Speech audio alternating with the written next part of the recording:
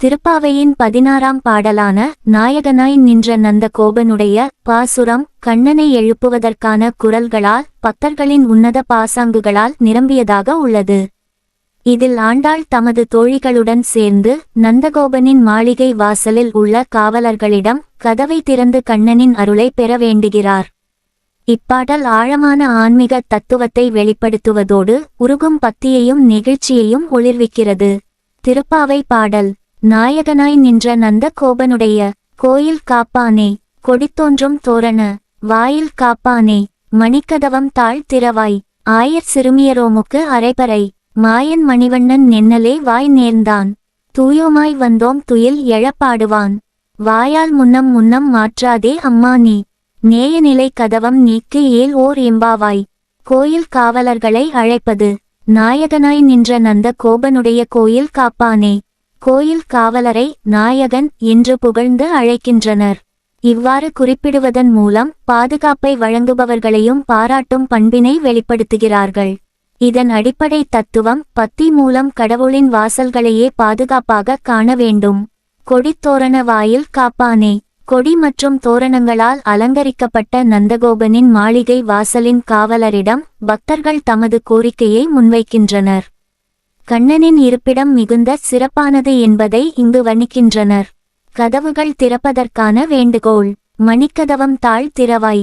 கண்ணனின் திருமாளிகைக்கு அழகிய மணிக்கதவுகள் பொருத்தப்பட்டிருக்கின்றன. கண்ணனை அடைய இதை திறக்க வேண்டும் என்று கேட்கின்றனர்.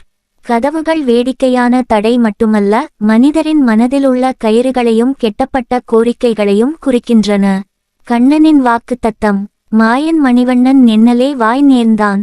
கண்ணன் மாயனாகவும் மயக்கும் மணிநிறமுடையவனாகவும் உள்ளார். அவர் நாளிதழ் தமது பக்தர்களுக்கு ஏதோ வாக்குறுதி கொடுத்ததாக கோபியர்கள் கூறுகிறார்கள். இதனாலேயே அவரிடம் மிகுந்த நம்பிக்கையுடன் இருப்பது தோன்றுகிறது. துயில் எழுப்பும் பாடல். தூயோமாய் வந்தோம் துயில் எழப்பாடுவான்.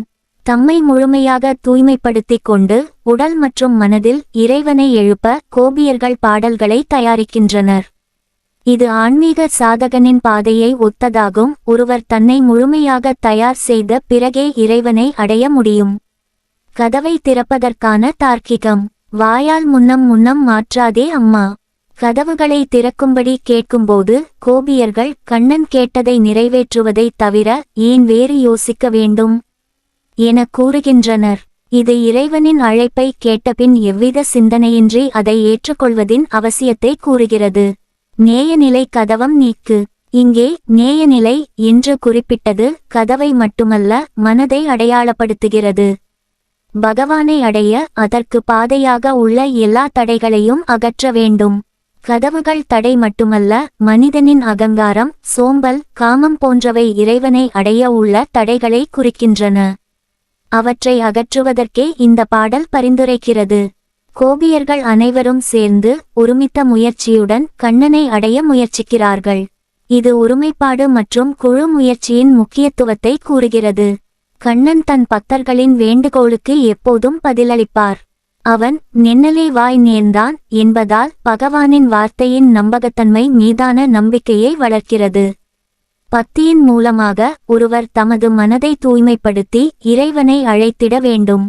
இவ்வாறு செய்பவர்களுக்கு இறைவன் வாக்குத்தத்தங்களை நிறைவேற்றுவார். திருப்பாவையின் ஒவ்வொரு பாடலிலும் ஆன்மீகத்திலும் வாழ்க்கையிலும் உருப்படும் பாடங்கள் உள்ளன. 16ஆம் பாடலின் முக்கியமான தத்துவங்கள். தன்னை தெய்வீகத்துக்கு தயார் செய்வது. அகந்தையை நீக்கி ஆன்மீகத்தில் ஒற்றுமையை வளர்த்தல். தடை என நினைத்த பொருட்களை கடந்து செல்லும் மனப்பாங்கை உருவாக்கல். இறைவனின் அருளை அடைய சிந்தனையற்ற பக்தியுடன் முயற்சிக்க வேண்டும். ஏல் ஓர் எம்பாவாய்.